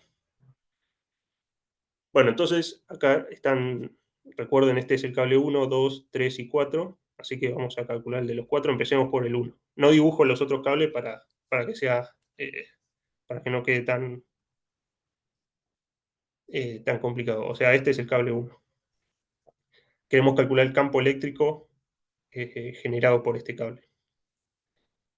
Bueno, para este problema conviene usar la ley de Gauss, o sea, como suponemos que los cables son infinitos o que su largo es mucho mayor que su radio, el campo va a tener simetría en azimut, o sea, va a depender únicamente de la componente R. O sea, esto va a ser así. Tomamos como superficie gaussiana un cilindro de radio R, de forma que en esa superficie el campo eléctrico es constante, porque R no cambia. Vamos a hacer que esta longitud del cilindro sea la longitud característica L que dijimos arriba, de forma que la carga encerrada ahí es Q, lo que llamamos Q grande. Entonces el módulo del campo eléctrico es Q sobre 2pi epsilon 0 L por 1 sobre R. Y como me interesa, lo necesito en forma vectorial, esto es simplemente Q sobre 2pi epsilon 0 L por R en R. Ahora, como acá arriba vimos que vamos a tener que proyectar esto en el eje X, y como una vez que empezamos a trabajar con los otros cables, ya no va a convenir trabajar en el sistema cilíndrico montado en el primer cable, lo que voy a hacer es, esto lo voy a escribir así, que fíjense que es lo mismo, simplemente a este versor lo escribo con un vector y lo divido por su módulo.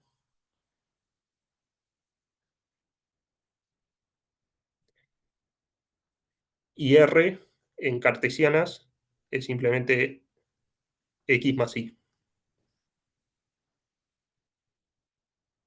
¿De acuerdo? O sea, acá todo esto está en un plano con Z constante, acá Z no juega ningún papel.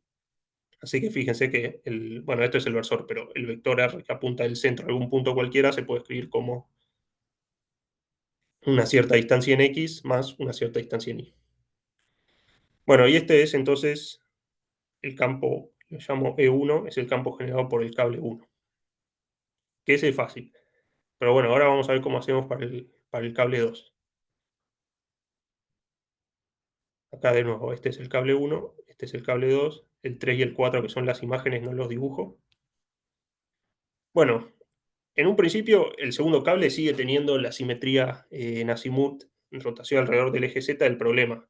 Así que puedo usar la ley de Gauss y voy a llegar exactamente el mismo resultado, nada más que lo que va a quedar acá arriba va a ser lo que llamé R2. Que R2 es la distancia del centro del segundo cable al punto en donde quiero calcular el campo. Y bueno, ¿y cuánto vale R2? Es fácil calcularlo porque fíjense que la distancia de mi origen al origen de R2, o sea, al centro del segundo cable, es este 2D, y entonces el vector R es igual al vector 2D en X más R2. O sea que si a este vector R le saco la parte que corresponde al 2DX, me da R2. Es decir, R2 es R menos 2D en X.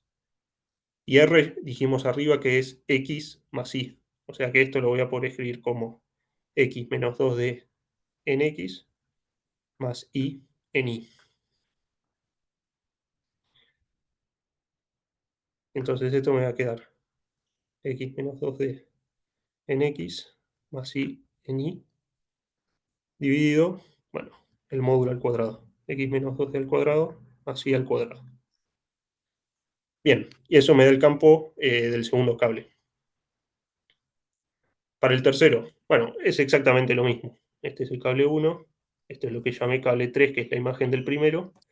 Perdona, acá esto tiene Q sobre L, esto tiene Q sobre L, esto tiene menos Q sobre L, por como lo definimos arriba, así que acá es con menos. Eso es importante. Lo mismo acá, este tiene Q sobre L, su imagen tiene menos Q sobre L. El campo 3 entonces lo voy a poder escribir como menos Q sobre 2pi epsilon 0 L, R3, ahora R3 es la distancia del centro de este cable al punto en donde quiero calcular el campo, que de nuevo es simplemente sacarle a R la distancia que une a mis dos centros.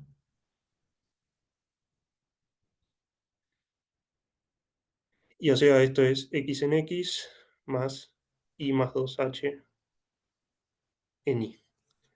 Entonces, reemplazando acá arriba, me queda este primer término.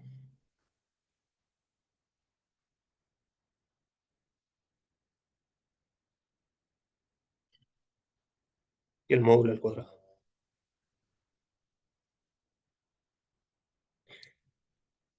Y el último, exactamente igual. Este es el cable 1, este es el cable 4, que es la imagen del segundo. Esto tiene Q sobre L, esto también tiene Q sobre L. Entonces, el campo que genera este último cable es Q sobre 2pi epsilon 0 L, R4 sobre R4 al cuadrado, y R4 es R menos 2D en X más 2H en Y. Lo reemplazo acá arriba. Me queda X menos 2D más Y más 2H el módulo.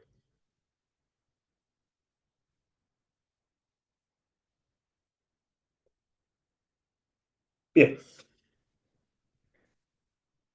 Bueno, como dije al principio, este ejercicio es bastante difícil,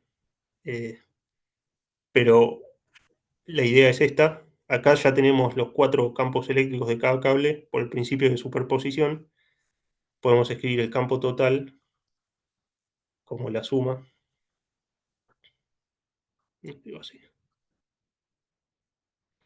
La suma de los 4 campos.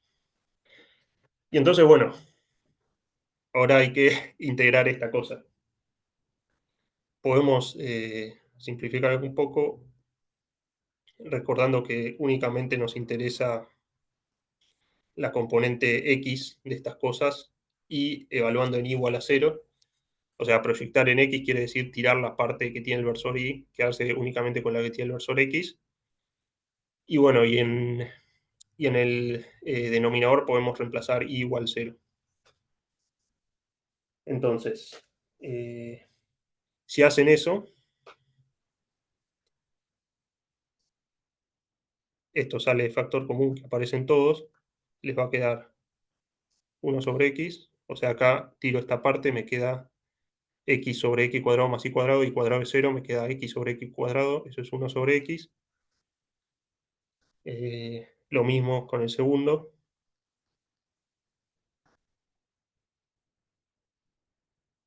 Con el tercero, fíjense, me queda X arriba, X cuadrado, pero acá cuando Y es 0 me queda 4H cuadrado. O sea, esto es X cuadrado más 4H cuadrado. Y el último lo mismo, nada más que tiene un X menos 2 de arriba. Perdón, y abajo también.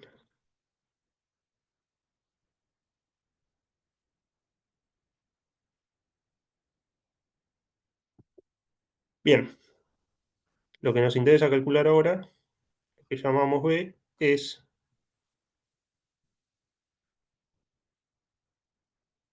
la integral entre 2D de menos A y A, bueno, de todo esto.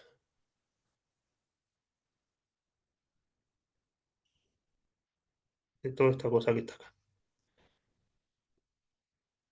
Y bueno, eso hay que hacerlo, son integrales fáciles. Estas dos salen directo, estas salen por sustitución. Tienen que evaluarlas en A y en 2D menos A. Y como me estoy quedando sin tiempo, bueno, no las hago, pero háganlas ustedes, son integrales fáciles. Y verifiquen que les tiene que quedar algo así.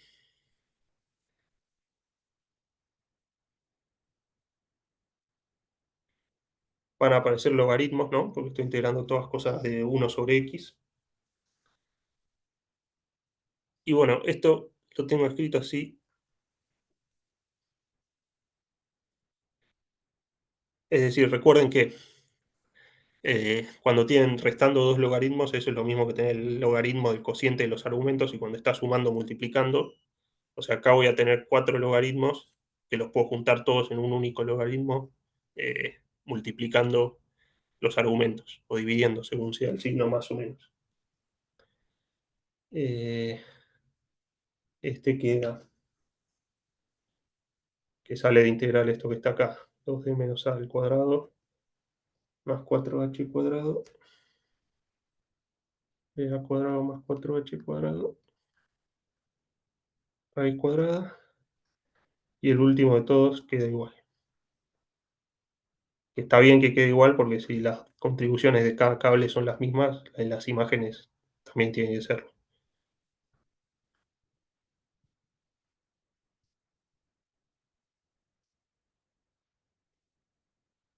Y bueno, este menos que está acá lo podemos meter en el argumento como elevando esto a la menos 1, o sea, lo invertimos, queda b q sobre 2pi epsilon 0 logaritmo de, me va a quedar 2d menos a al cuadrado sobre a al cuadrado, o sea, es este producto y lo elevo a la menos 1, y acá va a ser al cuadrado más 4h al cuadrado sobre 2d menos a al cuadrado más 4h. Y ahora sí, después de hacer todo esto podemos volver a lo que queríamos calcular, que era c sobre l, que era q sobre p por l. Y bueno, y es simplemente reemplazar esta expresión de acá, queda 2pi epsilon 0, el q sobre l se cancela, como tiene que ser, porque eran, digamos, eran cantidades que di para caracterizar caracterizar los cables, pero que no tienen que aparecer acá. Y bueno, y el logaritmo queda dividiendo, o sea, lo escribo de nuevo, 2d menos a cuadrado.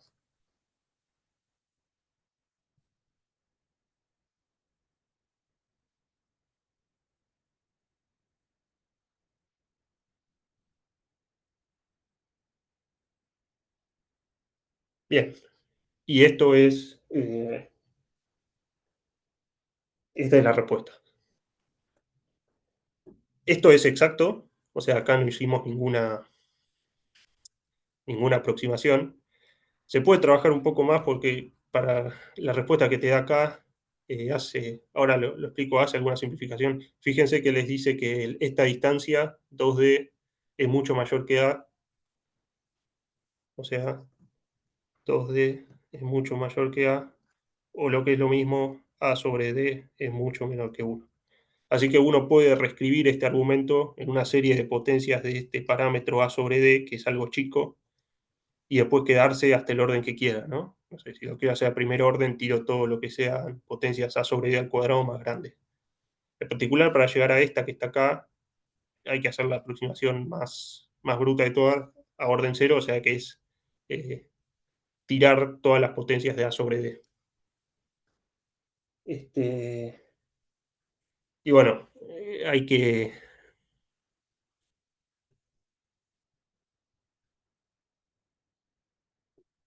a ver, por ejemplo, tratemos de escribir las cosas como A sobre D. Puedo sacar este D de acá, o sea que este argumento me va a quedar D al cuadrado por 2 menos A sobre D.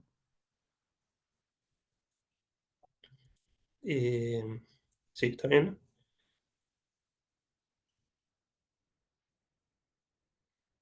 Esto dividido al cuadrado. Acá puedo hacer, puedo escribir D cuadrado al cuadrado sobre D cuadrado.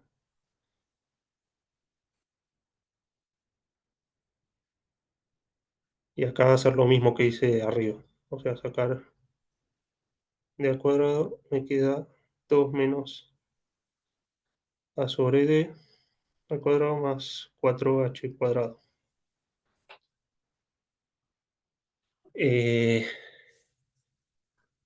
Bien, y esto lo puedo aproximar. De nuevo, tiro todas las potencias que sean A sobre D de cualquier orden. Entonces esto me va a quedar 4D cuadrado sobre A cuadrado. Acá me va a quedar 4H cuadrado sobre D cuadrado. Y acá abajo me va a quedar 4 más 4, perdón, acá me faltó dividir por D cuadrado, más 4H cuadrado sobre D cuadrado. Y esto finalmente lo puedo escribir así. 1 sobre 1 más D cuadrado sobre H cuadrado. O sea, esto que está acá lo puedo escribir como 1 sobre esto acá abajo. Y bueno, y fíjense que esta que llegué es exactamente esto que aparece acá. O sea, el argumento de este logaritmo lo puedo aproximar de esta forma. Entonces la capacidad por unidad de longitud se puede aproximar como 2pi epsilon 0 logaritmo de esto que está acá. Que es lo que dice acá. Bueno, y acá termina justo... me dio justo el tiempo para el ejercicio. En mi opinión este es bastante difícil, así que mi sugerencia es que después intenten hacerlo de nuevo ustedes y lleguen a lo que tiene que ser. Si se les complica mucho, pueden probar primero sin el plano de tierra, o sea, únicamente con estos dos cables, que es exactamente lo mismo, pero son menos cuentas. Y eso. Pero sí, la idea conceptual es recordar. La diferencia de potencial la puedo escribir como un integral de camino del campo eléctrico.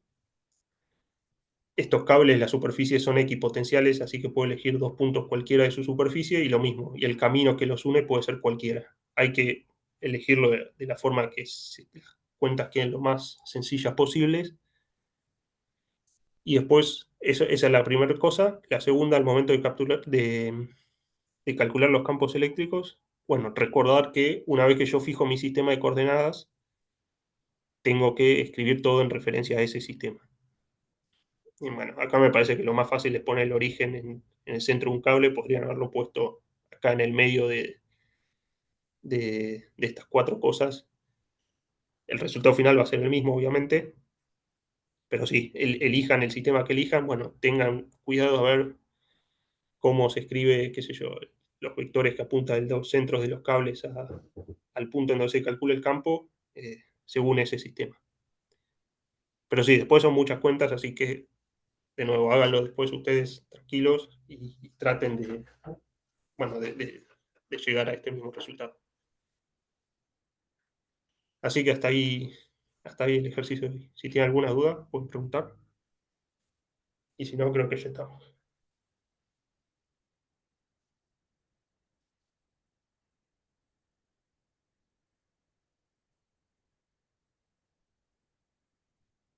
Bueno, si no hay ninguna duda, nos dejamos en libertad. Ya pueden avanzar hasta el problema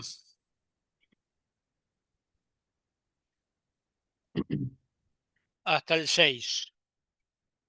El 7 y 8 se los van a explicar la clase el jueves. O sea, con lo que les he dado y más este problema pueden avanzar hasta el problema 6, inclusive. ¿De acuerdo? Ok, gracias. Chao, gracias.